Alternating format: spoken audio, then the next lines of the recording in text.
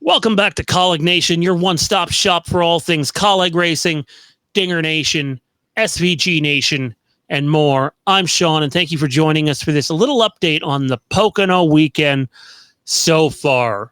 Our multiple-choice question for this video is, do you think the fact that the three Trackhouse drivers that were reportedly contending for 2 Cup Series rides next year in Shane Van Gisbergen, Connor Zilisch, and Daniel Suarez have all won races in the last week makes their decision easier, harder, or about the same?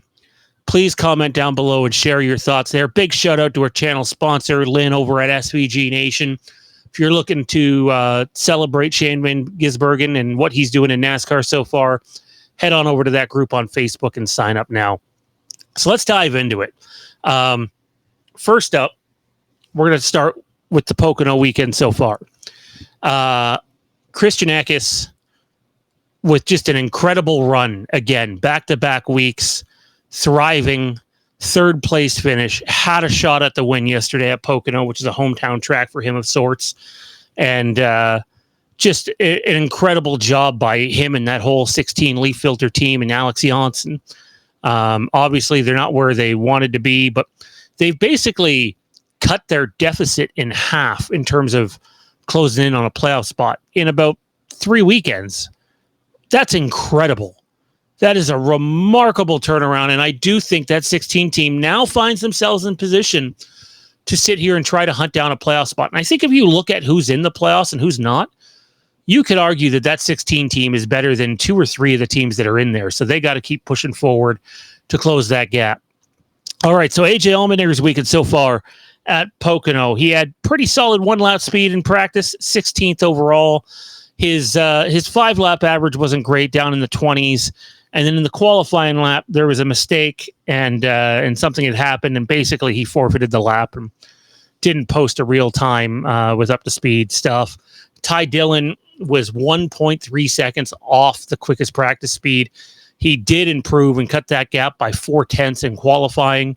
So they're heading the right direction. I have no doubt that the 16 team will head the right direction heading into later today. If you're listening to this or watching this right now, you know that the start time for Pocono was delayed. That probably works out better for some people. They're looking to get going here in about half an hour time. I'm recording this at 4 p.m. Eastern. And that brings us to our guy, SVG. We'd mentioned that he had all the momentum going into this weekend. He had everything going his way. A win at Mexico, running much better on ovals over the last month. And I would argue that they've continued that momentum this weekend at Pocono. You know, his practice time was nothing to scoff at. He was 26th on one-lap speed, and that you know, he might not be impressive to some people, but considering in a lot of ovals earlier this year he was in the 30s, 26 isn't bad. His 5-lap average was also at 23rd. And in qualifying, he was able to bring it home 23rd as well.